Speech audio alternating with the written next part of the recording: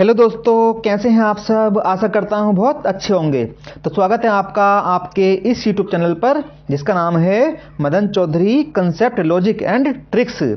तो दोस्तों, इतिहास की अपनी ये तीसरी वीडियो में मैं आपके लिए लेकर आया हूं मौर्य साम्राज्य के राजा, वो भी क्रम से।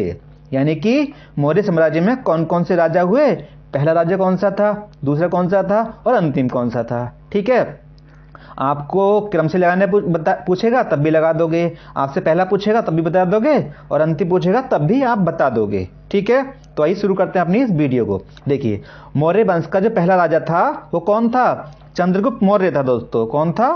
चंद्रगुप्त मौर्य था। और चंद्रगुप्त मौर्य को किसने तैयार किया था? है ना, चाणक्य ने तैयार करा था दोस्तों।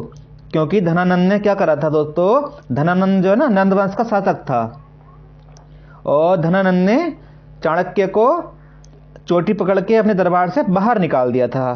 तो धनानंद ने कसम खाई थी कि मैं तेरा सारा साम्राज्य समाप्त कर दूंगा। और उसने तभी एक लड़के को ढूंढा जिसका नाम था चंद्रगुप्त मौर्य और उसको शिक्षा दी, है ना, बाण चलाना सिखाया, यानी कि उसको कुशल बना दिया बहुत ज़्यादा। और कुशल बनाने के बाद में धनानंद को धराशाही कर दिया और उसके बाद क्या करा? मौर्य वंश की स्थापना करी। ठीक है, तो देखिए, सबसे पहले आता है चंद्रगुप्त मौर्य, उसके बाद आता है बिंदुसार, उसके बाद आता है अशोक, उसके बाद कुणाल और लास्ट में आता है वृद्धरथ। ठीक है दोस्तों, तो ये जो वृद्धरथ है ना, ये इसका अंतिम शासक है। ठीक है, अंतिम शासक है। और हाँ, वृद्धरथ को मैं आपको बता चुका हूँ कि मगध का पहला राजा भी इसी के नाम से था, है ना। मगध का जो प्राचीन काल था ना दोस्तों, यानी कि जब छोटे छोटे राजा हुआ करते थे, सबसे पहला जो साम्राज्य बना था, सबसे छोटा साम्राज्य, उसका जो राजा था वो वृद्धरथ था।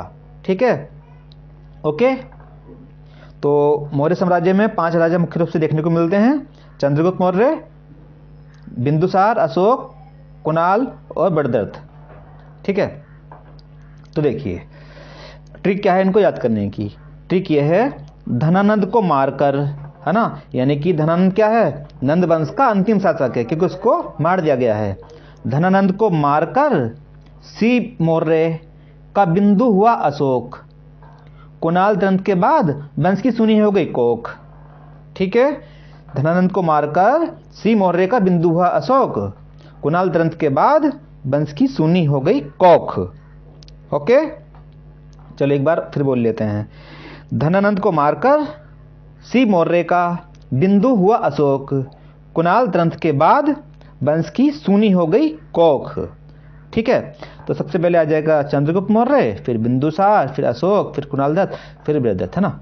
तो ये इस तरह से इसके सारे राजा आपको याद हो जाएंगे। ठीक है, और अशोक के बारे में आपको एक बात और बता दूं, इसने बहुत सारे अभिलेख खुदवाए दोस्तों।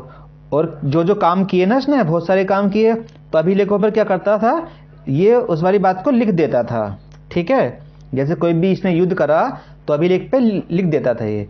इसी तरह से इसी क्रम में इसने क्या करा, कलिंग देश पर क्या करा, आक्रमण करा और वहाँ पर नरसंहार हो गया, बहुत सारे लोग मारे गए, हर तरफ खून ही खून, लाशें लाशें बिछ गई हर तरफ। तो उसने क्या करा, अशोक ने तभी से युद्ध न करने का वचन ले लिया कि मैं अब कभी भी युद्ध नहीं करूंगा। तो इस वाली बात को इसने कहां पर, अपने 13वें अभिलेख में, 13वें अभिलेख में इस वाली बात को इसने बताया है। क्या करा है उसने?